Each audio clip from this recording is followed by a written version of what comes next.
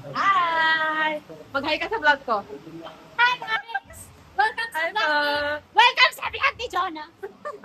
Boosh! Hi guys! Welcome to my gym vlog number 1 and samahan niyo ako mag-gym. Since I haven't been able to go to the gym for like 1 week and last week, nagkasakit ako and I was so busy sa review for this one specific exam and also bumabagyo. And since tapos na yung exam ko and tapos na rin ata yung bagyo, sana hindi umulan, is pupunta ako ng gym ngayon. So, ayun. Papalit tayo ng gym outfit natin. In 3, 2, 1. Ooh.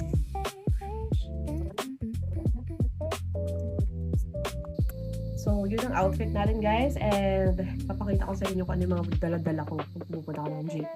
So, what's in your gym bag? Ganun ang atake. May extra clothes, yung gloves natin. It is a must for me para buhat ako ng mabigat. And of course, my wallet, ang ating lip balm, alcohol.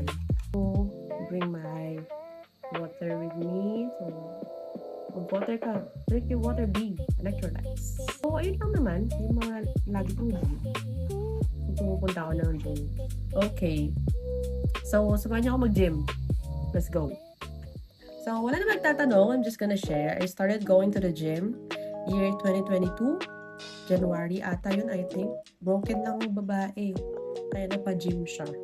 Kaya hindi rin ako ganun ka-consistent mag-gym. And student pa lang ako that time. So, like, I go to the gym for only during weekends and bakasyon. And so right now, I have this plenty of time to go to the gym kasi graduate na ako and na-review na lang for the board exam next year. And itong parang highlights ng araw ko. Yung 2 hours sa gym, 2 to 3 hours sa gym. And then, ayun, gym sa hapon and then review sa gabi. So, ang mabibigay ko lang na tip for those people na nagbabalak mag-start ng gym journey nila is that before you step to the gym, dapat alam mo yung goal mo, bakit ka nag-gym. Ano ba yung reason bakit ka nag-gym? It's either to lose weight, build muscles, get stronger, mga ganyan bagay. Kasi yun yung magdadala sa'yo all throughout your journey. So, kapag nag-start ka mag-gym, of course, parang nakakahiya. I've been there. Na-experience ko yan.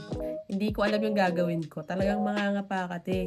Pero kasi meron naman na mga video right now na makikita mo dyan sa mga app na mga basic exercises just to move your body and eventually you will get used to it.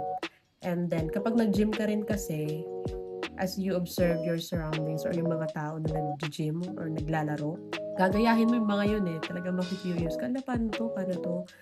And then, sa gym, in reality kasi, may kanya-kanyang mundo yung mga yun. Okay? Kuya, mag-hi ka. Shout out kay Shout out kay. Jonah. Yan. Hi, hello. Vlog ko to. Thank vlog. you.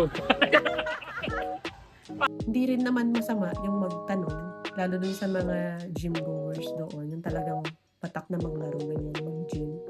You can ask them for advice or yung ayusin yung form, ganyan, anong mga exercises for this, for that, mga ganong eksena. Kaya mag-gym ka na, girl. Yun lang yung pinakamagandang investment na gagawin mo para sa sarili mo. It is a form of self-love. Sabi mo na, yung maging healthy and strong, diba? Libre lang yun, te. Ang gagawin mo lang is magpapawis ka lang sa gym. Or kahit hindi ka pumunta ng gym, mag-exercise ka sa bahay nyo. And that's it. Thank you for watching, guys. See you on the next vlog.